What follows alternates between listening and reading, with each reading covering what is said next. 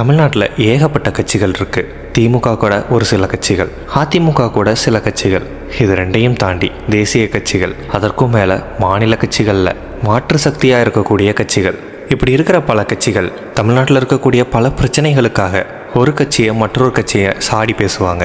ஆளுங்கட்சியை எதிர்த்து எதிர்கட்சி குரல் கொடுக்கும். எதிர்கட்சி ஆளுங்கட்சியாக இருந்தப்போ பண்ண தப்பெல்லாம் இப்போ ஆண்டுகிட்டு இருக்கிற கட்சி சுட்டி காட்டும். இவங்க ரெண்டு பேருக்கும் மாற்று சக்தியாக புதுசாக தமிழ்நாட்டில் ஆட்சியை பிடிக்க ஆசைப்படுறவங்க இவங்க ரெண்டு பேரையும் குத்த சொல்லுவாங்க.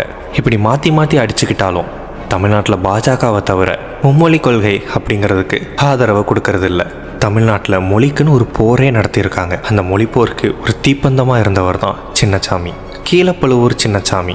இந்த பேரை கூகுளில் சர்ச் பண்ணாலே இருமொழி கல்விக் கொள்கைக்கான ஹிந்தி திணிப்புக்கு எதிரான போராட்டத்தோட அடையாளமாக இவர் தான் இருப்பார். அரியலூர் மாவட்டத்தில் ஒரு சின்ன கிராமத்தில் பிறந்தவர் தான் சின்னசாமி. இவர் அவங்களோட அம்மா அப்பாவுக்கு கல்யாணம் ஆகி 23 வருஷம் கழிச்சு அவங்க வரமாக தவமிருந்து பெற்ற பிள்ளை.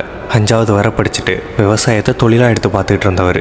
கல்யாணம் ஆன இவருக்கு ஒரே ஒரு அன்பான மகள். அந்த பொண்ணு பேர் திராவிட செல்வி.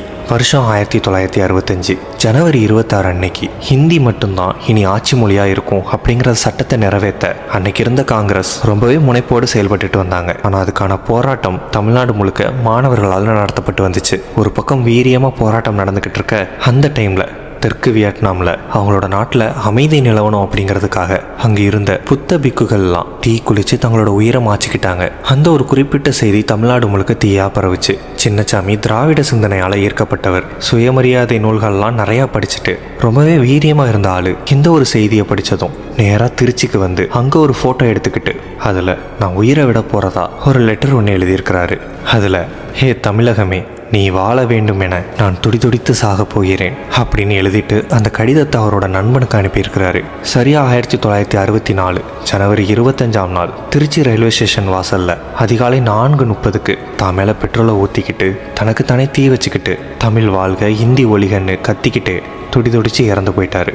அவர் தனக்கு தானே பற்ற வைத்த தீ மதுரை அமெரிக்கன் காலேஜ், சென்னையில் பச்சையப்பன் காலேஜ் உள்ள ஸ்டூடெண்ட்ஸ் கிட்டலாம் பரவ ஏற்கனவே போராட்டம் பண்ணிட்டு இருந்தவங்க இன்னும் வீரியமாக போராட்டம் பண்ண ஆரம்பித்தாங்க. ஹிந்தி ஒழிக தமிழ் வாழ்கன்னு அவர் எடுத்து வச்ச முழக்கத்தை தமிழ்நாடு முழுக்க ஒழிக்க செஞ்சாங்க. பல தீவிரமான போராட்டத்துக்கு அப்புறம் ஹிந்தி திணிப்பு அப்படிங்கிறது தமிழ்நாட்டில் கைவிடப்பட்டுச்சு. இருமொழி கல்விக் கொள்கை பிரகடனப்படுத்தப்பட்டுச்சு. தமிழகத்துக்கு தமிழ்நாடுன்னு பெயர் சூட்டப்பட்டுச்சு. பின்னால் தமிழ் மொழி செம்மொழியாக மாறிச்சு. இருமொழி கல்விக் கொள்கைக்கு ஆதரவாகவும் தமிழ் மொழியை வளர்த்தெடுக்கிறதுக்காக பல கட்ட போராட்டங்களை நடத்தினது திராவிட கட்சிகள் அப்படிங்கிற பெயரை அவங்க எடுத்துக்கிட்டாலும் கூட அதற்கான முதல் தீயை பற்ற வச்சது சின்னசாமி அப்படிங்கிற அவரோட தியாகம்தான். ஒவ்வொரு வருஷமும் ஜனவரி 25ஆம் தேதி மொழிப்போர் தியாகிகளுக்கான ஒரு தினமாக திராவிட கட்சிகள் தமிழ்நாட்டில் கடைபிடிச்சிக்கிட்டு இருக்காங்க. அதில் இந்த கீழப்பழுவூர் சின்னசாமியை கௌரவிக்கும் விதமாக திருச்சியில் கம்பரசம்பேட்டை அப்படிங்கிற இடத்துல அவருக்குன்னு ஒரு சிலை வைக்கப்பட்டிருக்கு. சமீபத்தில் சிவகார்த்திகேயன் நடிப்பில் வெளியான பராசக்தி டீச்சரை பார்க்கும்போது கூட அதுவும் இருமொழி கல்விக் கொள்கை ஹிந்தி திணிப்பு எதிர்ப்பு போராட்டத்தை மையமாக வச்சு எடுக்கப்பட்ட படம் மாதிரி தான் தெரியுது. அதுலேயும் சின்னசாமியனோட கதை ரொம்ப ஆழமான தாக்கத்தை ஏற்படுத்துகிற மாதிரி அமைக்கப்பட்டிருக்கும் அப்படின்னு எதிர்பார்க்கவும் படுது. அவ்வளோதான் இந்த வீடியோ பற்றின உங்களோட ஒப்பீனியன் என்னன்றதை கமெண்டில் சொல்லுங்கள். இது மாதிரியான மோர் இன்ஃபர்மேஷனுக்கு நம்ம சேனலை சப்ஸ்கிரைப் பண்ணிடுங்க.